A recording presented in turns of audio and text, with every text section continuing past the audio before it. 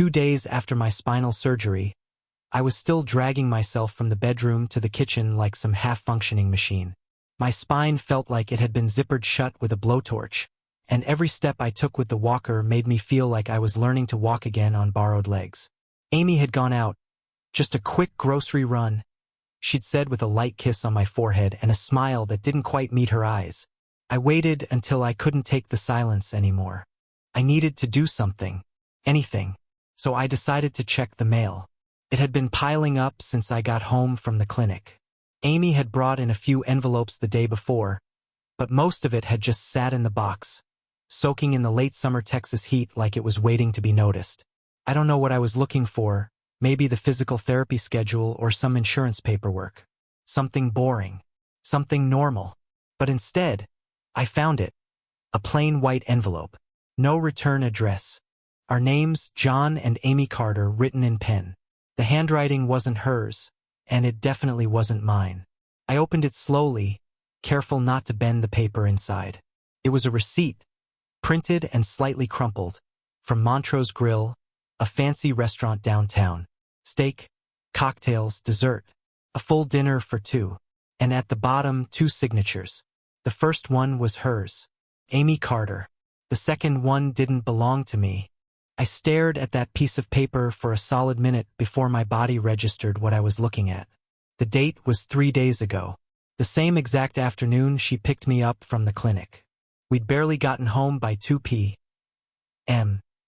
That day, she'd said she was too tired to cook, that we should just microwave something and rest. But this dinner, this wasn't a rushed bite on the way home. It was a drawn-out evening. The timestamp was 7:48 p.m. and she had signed the check. I read it again and again. There was no explanation that made sense. None that didn't involve the worst possible conclusion. Still, I tried. Maybe she'd met someone for work? No, she didn't even take her laptop that day. Maybe it was a friend. But which friend takes you to a candlelit dinner downtown while your husband is recovering from spine surgery? I stood there at the kitchen counter, hand shaking slightly, the receipt fluttering between my fingers. My lower back throbbed. My legs were weak. But the only thing I could feel was a cold pit opening up in my stomach. The kind you get right before a crash. She got home 20 minutes later. I didn't hide the receipt. I held it in both hands when she walked in with 2 grocery bags and a distracted smile. Her lipstick was fresh, like she'd just reapplied in the car. New perfume too, sharp and citrusy. One I didn't recognize. "Hey, babe," she said brightly, setting the bags on the counter like it was any other Tuesday. "How are you feeling?" I didn't say anything right away. I just held the receipt up and asked, "Did you go to Montrose Grill last Friday?" She glanced at the paper, her expression unreadable for half a second. Then came the shrug. "What is that?" "It's a receipt," I said slowly, like I wasn't sure anymore. "From the night you picked me up. It has your name, your signature, 2 meals. She blinked. "That's not mine." I looked at her. "Amy, it's literally your signature." She sighed. Not angry, not nervous, just annoyed. "Okay, maybe it is, but I didn't have dinner there. I don't remember this at all." "Maybe you forgot?" I asked. I don't know why I gave her that out. Maybe I needed her to take it. Maybe I wanted her to lie better than this. She shook her head and leaned against the counter. "John, you're on a lot of medication right now. You've been in and out of it for days. You were convinced the neighbor's cat was talking to you last night. That much was true. I had thought I heard it meow something that sounded like my name, but that had nothing to do with this. This isn't about the cat," I said. "Amy, I'm not hallucinating a receipt. I didn't say you were. I'm just saying, maybe you're not thinking clearly. Maybe someone's playing a prank." "A prank," I repeated. She exhaled. "Look, babe, I don't know what this is, but I love you, and I've been taking care of you nonstop. You think I had time to sneak out for dinner with someone else?" I didn't answer. My hand was still holding the receipt, now wrinkled from the grip. "That's what this is, right?" She continued, voice tightening just enough to sound wounded. "You're accusing me of something? After everything I've done the past few days?" The shift was subtle, but it landed hard. Suddenly, I wasn't holding proof. I was holding suspicion, doubt, guilt. I just wanted to know, I muttered, folding the receipt and sliding it back into the envelope. Amy crossed her arms. Well, now you do. She went back to unpacking the groceries. A bag of oranges, frozen pizza, ice cream I didn't ask for. Her movements were a little too loud, too efficient. I stood there a moment longer, then shuffled back toward the bedroom, back aching with every step. I hated the walker. I hated feeling this weak. But more than anything, I hated that I had let her flip it on me. I had asked a reasonable question. I had been calm. I hadn't shouted. I hadn't accused. I just wanted the truth. But instead, I was left with a neatly folded lie. That night, I didn't sleep much. My body hurt in every way it could. But it was my mind that kept twitching awake. I replayed her words over and over. The receipt, the perfume, the way she deflected, not denied, not explained, just deflected. And I started wondering, how many other things had I let slide? How many red flags had I missed while playing the good, trusting husband? I had no answers, but I did know one thing. This wasn't over. Not by a long sh*t. The thing about suspicion is that once it's in your system, it doesn't leave. It festers. It grows. Like rust in the frame of something you thought was solid. Even when you want to believe the best in someone, that seed of doubt starts to rot everything around it. After the receipt incident, I found myself wide awake most nights, lying flat on my back because I couldn't sleep on my side. My stitches burned, my muscles twitched, and my thoughts went places I didn't want them to go. I'd stare at the ceiling in the dark, trying to convince myself I was imagining things. But the problem was, once I started looking back, I realized the signs were always there. Amy used to leave her phone out, screen up, no passcode. She'd get texts while we watched TV, and she wouldn't think twice about replying in front of me. Then, maybe 6 months ago, she suddenly started keeping it face down. Notifications stopped popping up. And when I asked why she'd locked it, she said, "Oh, it's just a new work policy. Security stuff." I didn't question it. I trusted her. But now that memory glowed like a flare. Then there were her sudden errands. She'd go out late, saying she was meeting friends. People whose names I recognized but hadn't heard her mention in months. Sometimes she'd come back smiling and energized, like she'd just come from a spa. Other times she'd be tense and quiet, heading straight for the shower. She started parking her car on the street instead of pulling into the garage. At first, I thought it was because of the trash bins or the lawn guy. But then I noticed she was always backing in, driver's side away from the house. Like she didn't want me to see if someone was with her. Then there were the clothes. Amy had always taken care of herself, but her wardrobe shifted almost overnight. Tighter jeans, tops she never would have worn before, heels, more than I'd seen in years. She bought a new perfume too. Something expensive, floral, too strong. I hated it, but she insisted I was just getting sensitive with age. She started putting on makeup just to run to the store. Lip gloss to get gas. Lingerie I hadn't seen before but never saw again. And I just let it go. I chalked it up to her rediscovering herself. Finding confidence. That's what supportive husbands are supposed to do, right? Encourage their wives, clap when they grow. But now I wondered if I'd been clapping for her while she was getting ready for someone else. Even before the surgery, she'd started to disappear in little ways. She'd be in another room for hours, on Zoom calls or work stuff. I'd walk by and hear her laughing, real, full-body laughs that I hadn't heard in our living room in a long time. When I'd ask what was funny, she'd wave me off. Just inside jokes, she'd say, then change the subject. I remember one night, we were watching a show together, something light and stupid, and a guy on screen cheated on his wife. Amy scoffed and said, "Men are pigs." I asked her what she meant, and she said, "They always think they're slick, like they can hide things forever." I laughed nervously and said, "Women can cheat too, you know?" She didn't laugh. She looked at me and said, "Yeah, but when we do, it's because we've already left." I didn't know what to make of it then. Now I can't stop thinking about it. The guilt I felt for questioning her began to dissolve, slowly, like frost melting under a spotlight. I wasn't crazy. I wasn't paranoid. I was waking up. And the more I woke up, the more the memories stopped looking like coincidences and started looking like clues. Even the little things. Like how she'd stopped calling me babe and started calling me you. How she'd moved her toothbrush into the guest bathroom without saying why. How she didn't hug me anymore, just patted my shoulder like a nurse. How she suddenly had urgent meetings on Saturday afternoons. How she flinched once when I tried to hold her hand in public. Once I caught her smiling at her phone.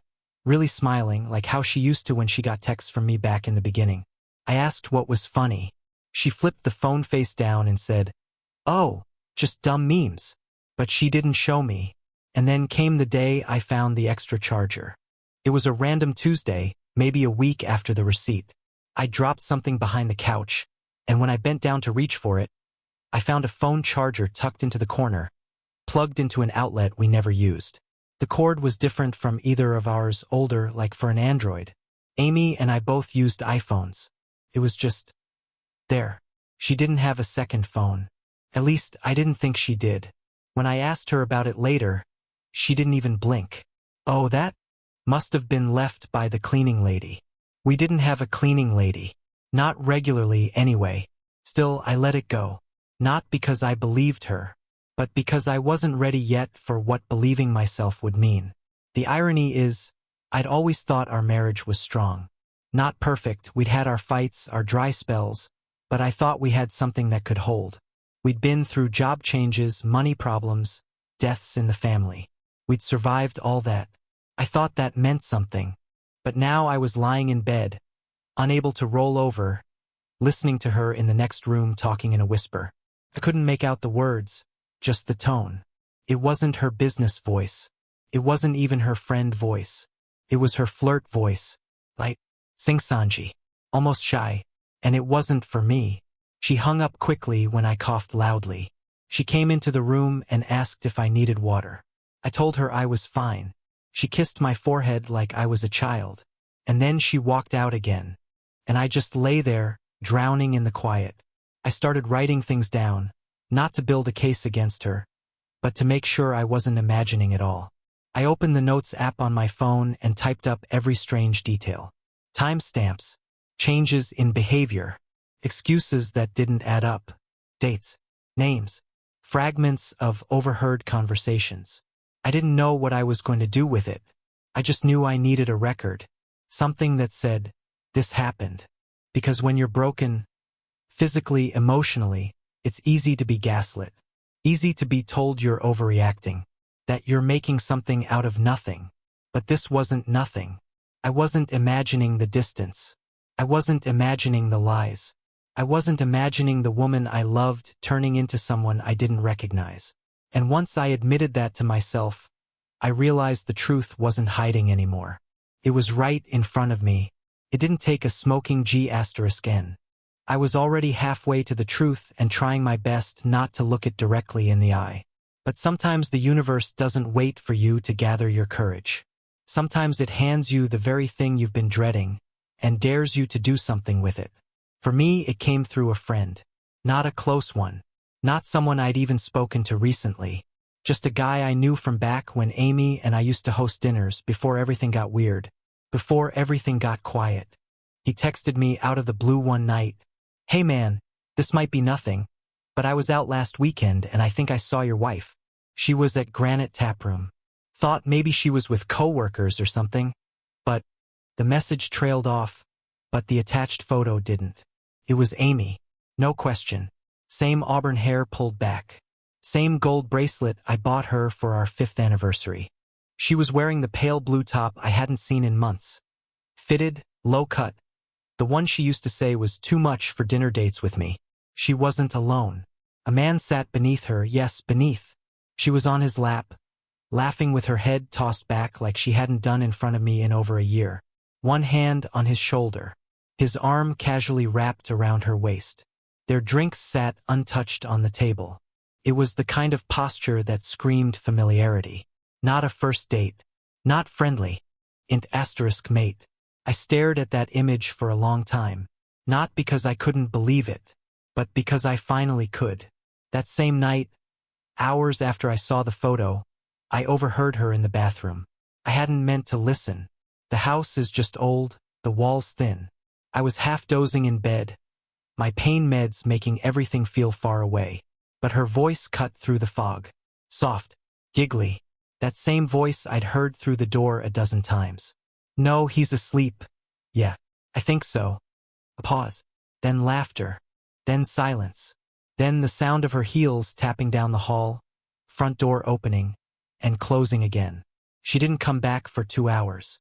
I didn't say anything the next morning. She was already in the kitchen when I hobbled out.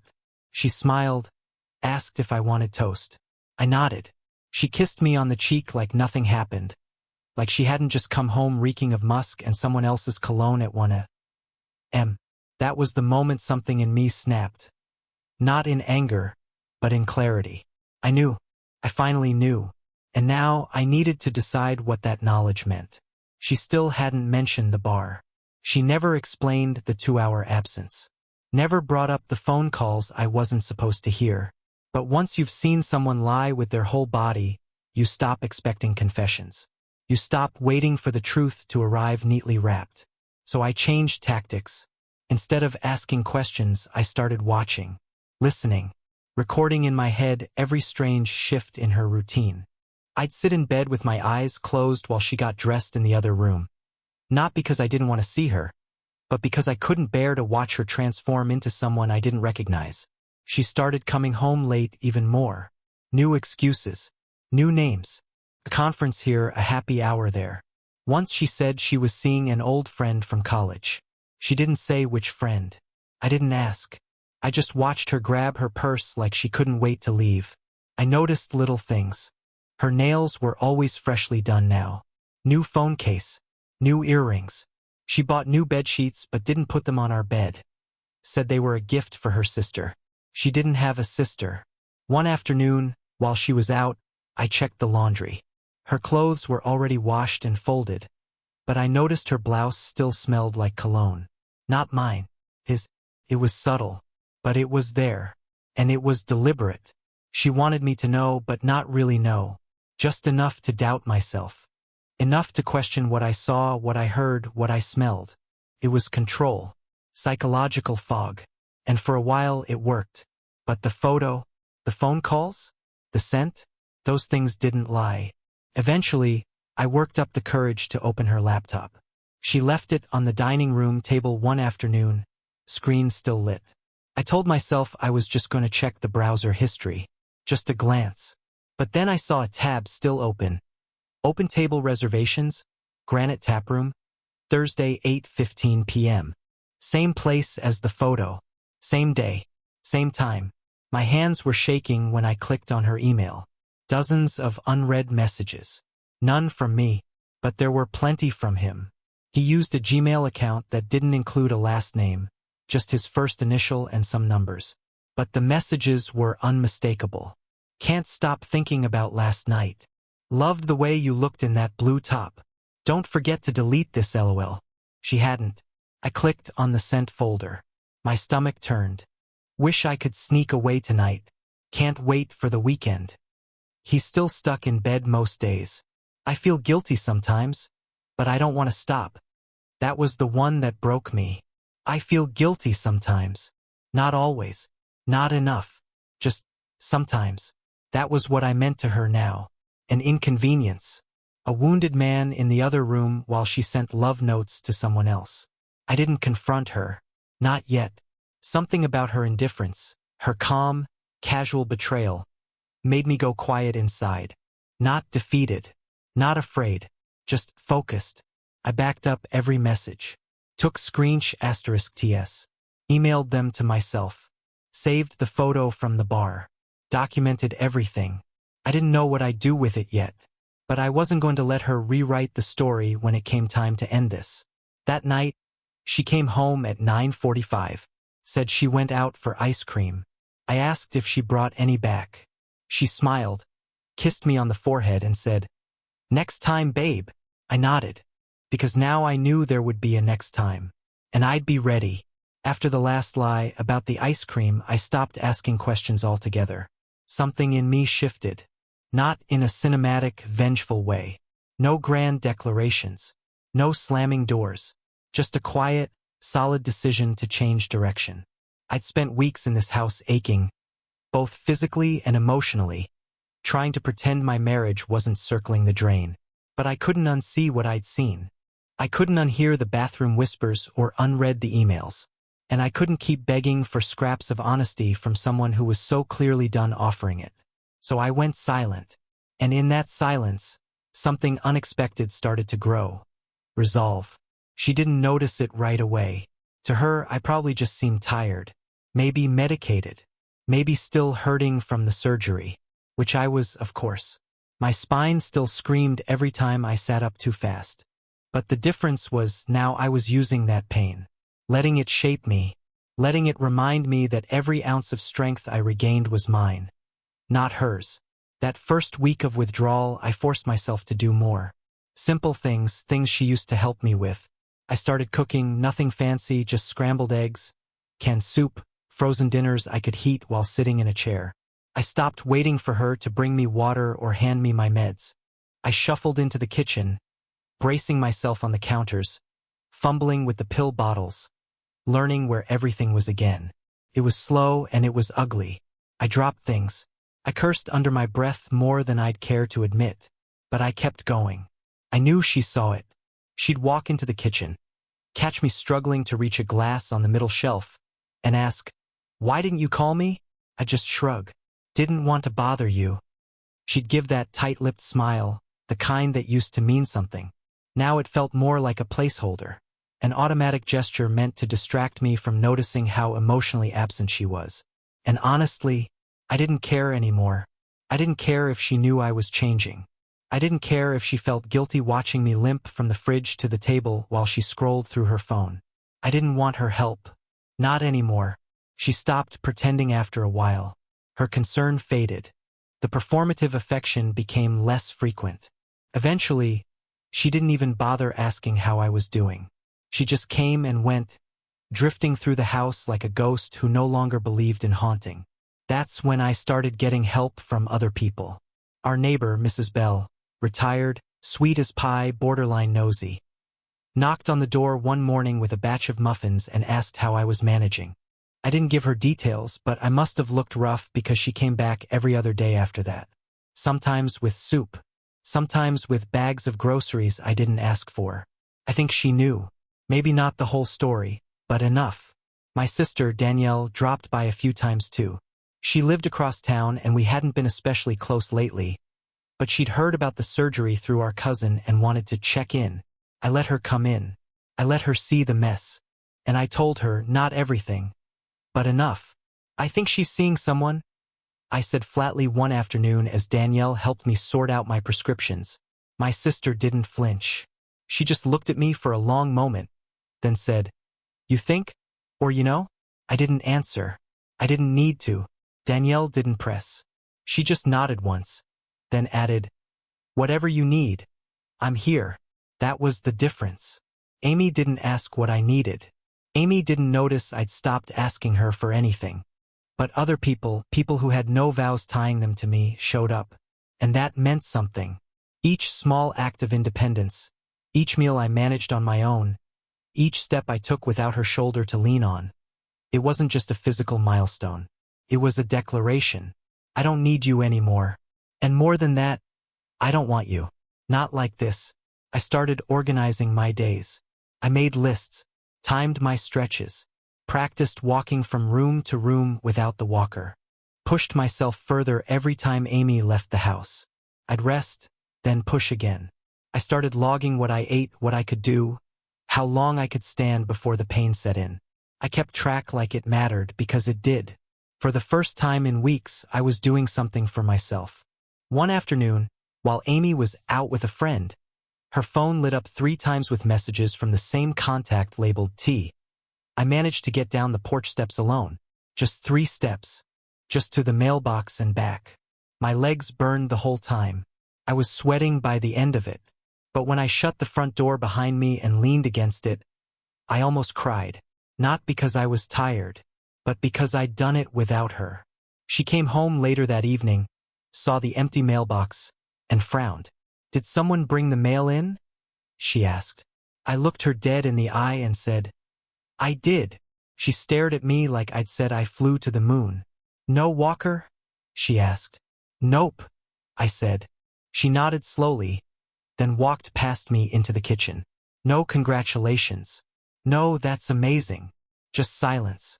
And I realized right then, she wasn't happy I was healing. She was unsettled by it. Because as long as I was dependent on her, she had the upper hand. She could float in and out of the house, whisper into her phone, make plans with T or whoever he was, and still wear the halo of the supportive wife. But now she couldn't hide behind my pain. Now I was standing again, cooking again, moving again, and she was still lying. So I took it further. I called my old physical therapist, scheduled at-home sessions.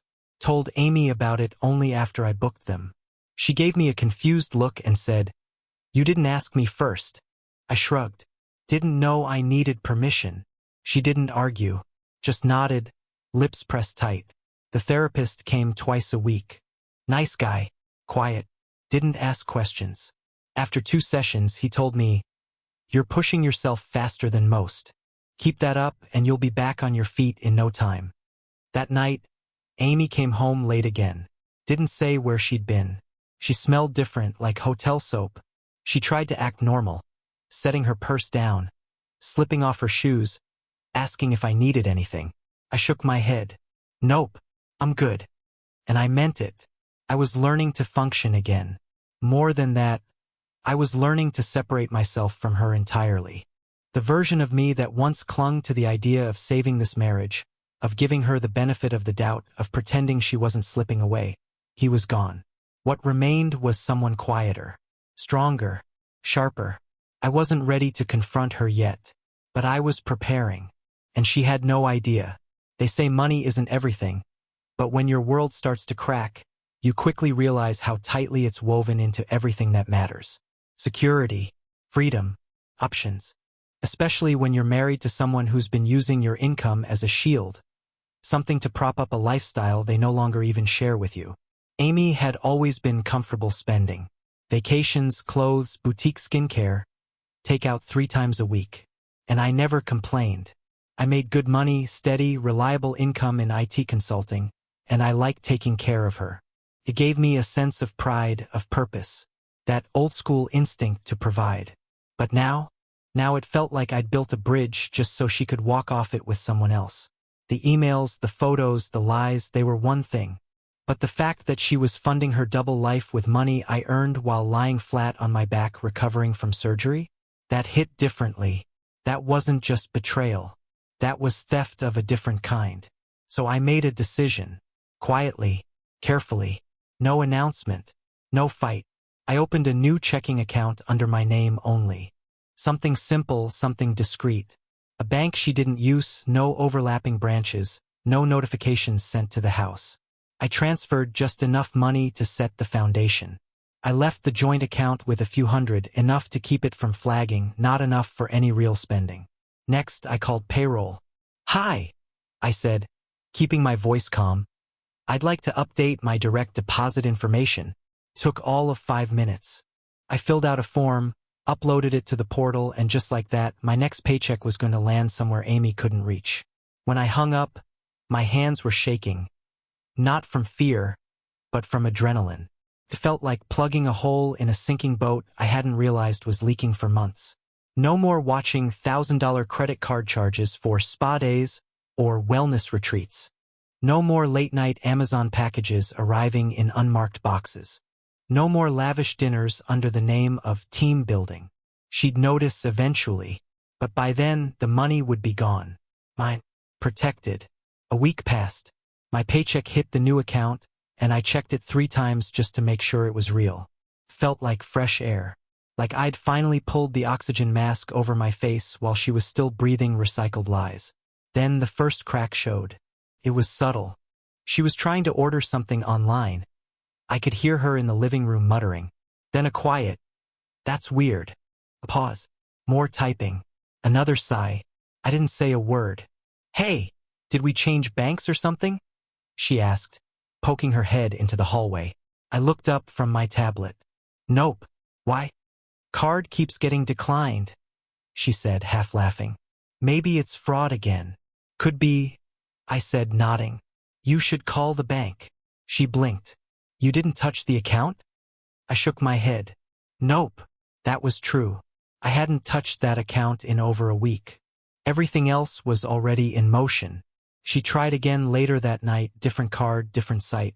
I could hear her tapping away. She didn't say anything after that. But I noticed the silence. The shift. Like someone suddenly aware they were standing on ice thinner than they thought. The next day, I checked the old joint account. She'd deposited $100. Her money, not mine. It sat there like a flag, small, sad, unfamiliar. I watched her more closely after that. Not because I needed proof of anything else. I already had enough. But I was curious. How would she behave when the money stopped flowing freely? When the safety net started fraying? The answer came quickly. She started getting more present. Suddenly she was home more often. Cooking dinner, not great but passable. Asking if I needed help into bed.